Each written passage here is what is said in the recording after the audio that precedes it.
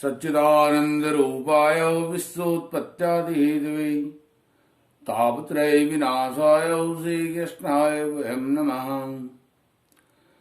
श्री ब्रह्मा जी बोले कि हे मुनिश्रेष्ठ, अब आप पापों को नष्ट करने वाली तथा पुण्य और मुक्ति को देने वाली देवोत्थानी एकादशी का महात्म्य सुने।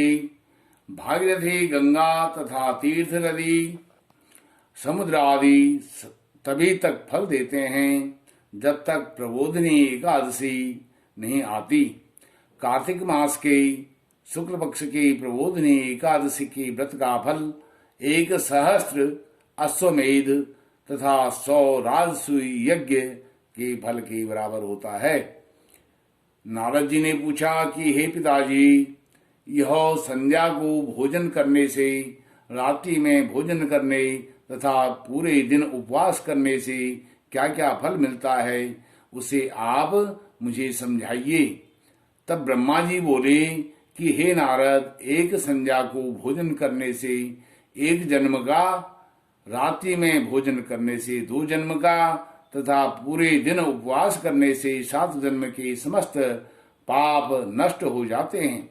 प्रबोधिनी एकादशी के व्रत के प्रभाव से सुमेरु पर्वत के समान कठिन पाप क्षण मात्र में ही नष्ट हो जाते हैं। अनेकों पूर्व जन्म के किए हुए बुरे कर्मों को यह प्रबोधिनी एकादशी का व्रत क्षण भर में नष्ट कर देता है। जो मनुष्य अपने स्वभाव के अनुसार इस प्रबोधिनी एकादशी का विधि पूर्वक व्रत करते हैं, उन्हें पूर्ण फल प्राप्त होता है। हे मुनीश्वर, जो मनुष्य श्रद्धा पूर्वक थोड़ा भी पुण्य करते हैं, उनका यह पुण्य पर्वत के समान अटल हो जाता है। जो मनुष्य हृदय के अंदर ही ऐसा ध्यान करते हैं कि प्रबोधिनी एकादशी का व्रत करूंगा, उसके 100 जन्म के समस्त पाप नष्ट हो जाते हैं।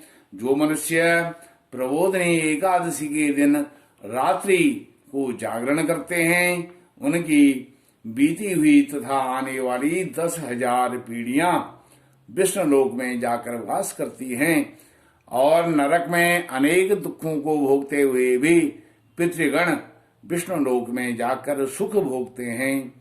ब्रह्महत्या आदि महान पाप भी प्रबोधिनी एकादशी व्रत करने से धुल जाते हैं। एकादशी के दिन रात्रि को जागरण करने का फल अश्वमेध आदि के यज्ञों के फल से भी अधिक होता है। समस्त तीर्थों में जाने तथा गौ, स्वर्ण, भूमि आदि के दान देने का फल कार्तिक मास के शुक्ल पक्ष की प्रबोधिनी एकादशी की रात्रि के जागरण के फल के बराबर होता है। इस संसार में जितने भी तीर्थ हैं तथा जितने भी तीर्थों की आशा की जा सकती है, वह सब प्रबोधिनी एकादशी का व्रत करने वाले के घर में रहते हैं। जो मनुष्य इस एकादशी के व्रत को करता है, वह योगी, तपस्वी तथा इंद्रियों को जीतने वाला जितेंद्रिय होता है, क्योंकि यह एकादशी भगवान विष्णु को अत्यंत प्रिय है। इसके व्रत के प्रभाव से कायिक, वाचिक और मानसिक तापत्रय नष्ट हो जाते हैं। इस एकादशी के दिन जो भगवान की प्राप्ति के लिए दान, तप, होम, यज्ञ आदि करते हैं, उन्हें अक्षय पुण्य फल की प्राप्ति होती है। प्रबोधिनी एकादशी के दिन भगवान की पूजा करने से बाल, यौवन और वृद्ध के समस्त पाप नष्ट हो जाते हैं। इस एकादशी की रात्रि को जागरण करने का फल चंद्र सूर्य ग्रहण के समय स्नान करने के फल से 1000 गुना अधिक होता है। मनुष्य जन्म से लेकर जो पुण्य करता है, वह पुण्य प्रबोधिनी एकादशी के व्रत के पुण्य के सामने व्यर्थ है। इसलिए हे नारद, तुमको भी विधि पूर्वक विष्णु भगवान की पूजा करनी चाहिए। जो मनुष्य कार्तिक मास में धर्म परायण होकर अन्य व्यक्तियों का अन्न नहीं खाते, उन्हें चांद्रायण व्रत का फल मिलता है।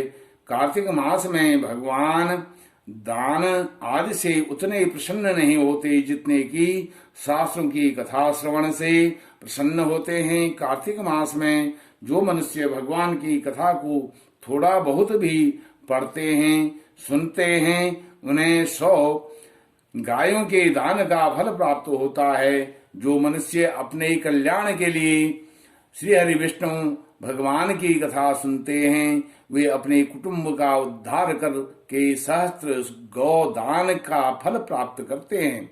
जो मनुष्य प्रबोधनी एकादशी के दिन विष्णु जी की कथा सुनते हैं, उन्हें सातों द्वीप के समान फल प्राप्त होता है।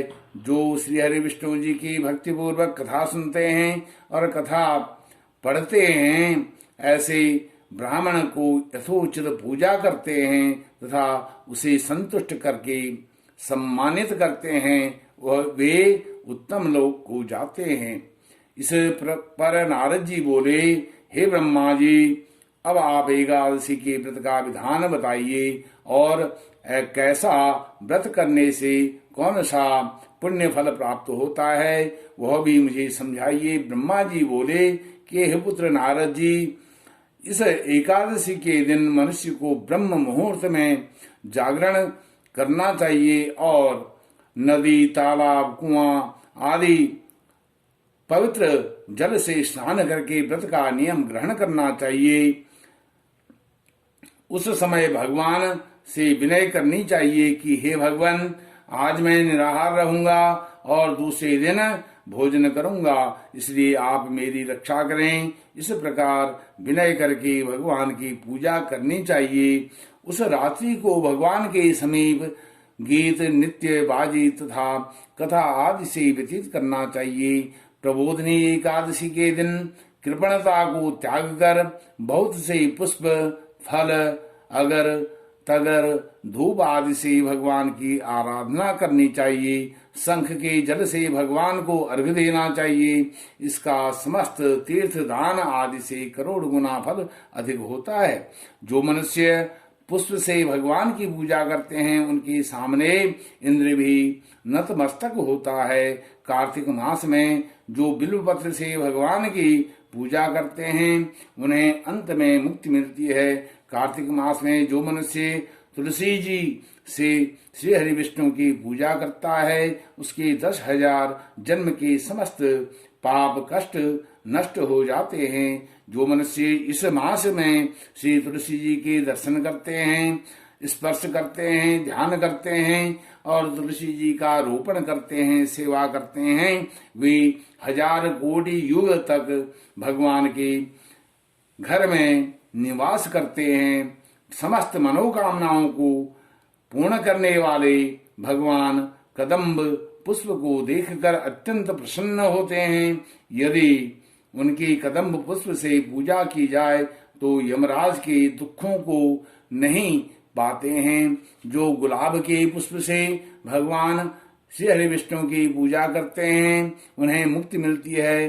जो मनुष्य बकुल और अशोक के पुष्पों से भगवान की पूजा करते हैं, वे अनंत काल तक शोक से रहित रहते हैं। जो मनुष्य भगवान श्री हरि विष्णु की सफेद और लाल कनेर के पुष्पों से पूजा करते हैं, उन पर भगवान अत्यंत प्रसन्न होते हैं। जो मनुष्य विष्णु भगवान की दुर्वादल से पूजा करते हैं, वे पूजा के फल से 100 गुना फल अधिक पाते हैं। जो भगवान की समी पत्र से पूजा करते हैं, वे भयानक यमराज के मार्ग को सरलता से पार कर जाते हैं। जो मनुष्य चंपक पुष्प से भगवान विष्णु की पूजा करते हैं, वे आवागमन की संस्कृति के चक्र से छूट जाते हैं, उन्हें मोक्ष प्राप्त होता है। इस प्रकार रात्रि में भगवान की पूजा करके प्रातः काल शुद्ध जल की नदी में, शुद्ध नदी में, पवित्र नदी में स्नान करना चाहिए। स्नान करने के पश्चात भगवान की पूजा करनी चाहिए।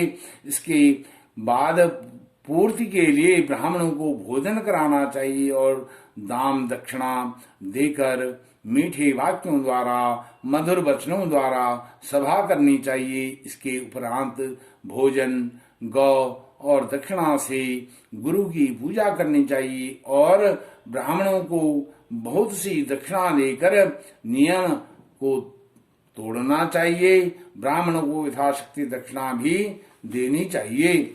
इस प्रकार से जो मनुष्य चातुर्मास्य व्रत को करता है और बिना किसी विघ्न से पूरा कर लेते हैं, उन्हें फिर दोबारा इस मृत्युलोक में जन्म नहीं लेना पड़ता है। जिन मनुष्यों का व्रत खंडित हो जाता है वह नरक को जाते हैं। जो मनुष्य इस एकादशी के महात्म्य को सुनता है, पढ़ता है और सुनाता है, वे उसे अनेक गौदान का फल प्राप्त होता है। ओम नमो भगवते वासुदेवाय।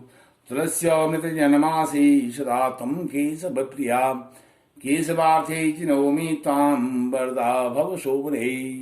हरि ओम।